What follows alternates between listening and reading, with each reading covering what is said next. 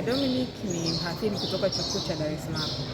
Leo tutakuwa na mtaalamu kutoka Qatar University ambaye atakuja kutuelekeza namna ya kuboresha mitaala yetu.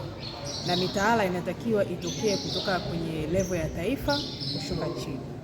Na faida ambazo zitatokana na hizi huu utaalamu ambao tutakaopata leo ni kwamba wale ambao watanufaika na elimu watakaopata kutoka university watakuwa na uwezo wa kuajiriwa katika nchi yoyote ile, kwa sababu mtaala utakuwa unalingana katika level ya international.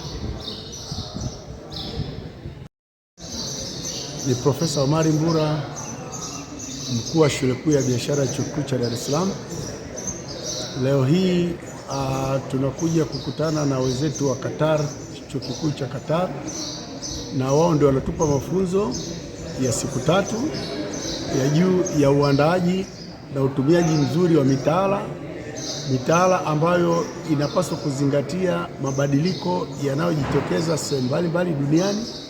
Tunajifunza kupitia kwenye chuo chao hiki ambacho kwa kipindi kirefu wamekuwa wako nje ya 250 bora duniani. Tunaamini kwamba mafunzo haya tutakayotupatia leo yatatuwezesha sisi kuwa miongoni mwa vyuo bora hapa duniani. Wenzetu hao wamefanikiwa, wameweza kuwa ndani ya vyuo bora duniani kupitia mambo makubwa matatu. Jambo la kwanza limekuwa katika kubadilisha mitaala yao ili kwenda na wakati na kuwafanya wawe kimataifa zaidi, lakini pia jambo la pili limekuwa katika tafiti ambazo zimewawezesha sasa wao kuwa vizuri zaidi, lakini mipango ya muda mrefu ambayo inawezesha mambo mengine yote yanayotendeka katika vyuo vyao kufuata hii mipango mirefu ya muda mrefu katika ambayo wanakuwa wameiandaa kwa kuzingatia mahitaji ya kidunia, lakini mahitaji ya nchi zao hasa. Mesia Ilomo ni mhadhiri mwandamizi kutoka Chuo Kikuu cha Dar es Salaam, idara ya elimu na fedha, lakini pia mimi pia ndo kimsingi ndo focal person kwenye huu mradi ambao ni wa ushirikiano kati ya Chuo Kikuu cha Qatar na Chuo Kikuu cha Dar es Salaam kwa kupitia shule kuu ya biashara. Na mradi huu kimsingi una lengo la kujenga uwezo kwa maana ya shule kuu za biashara za Afrika kwenye maeneo kama matatu.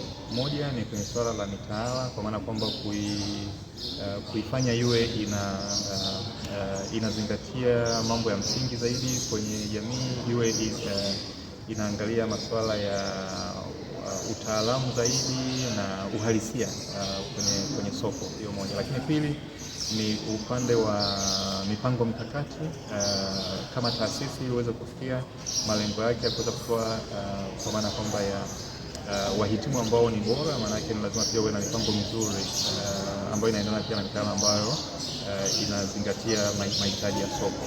Lakini eneo la tatu la ushirikiano ni swala la miradi.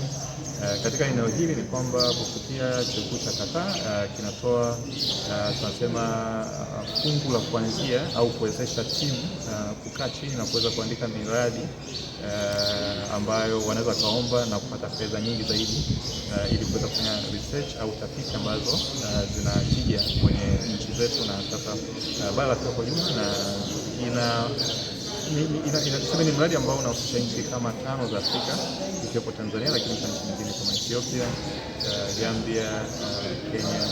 Kwa hiyo ni baadhi ya nchi ambazo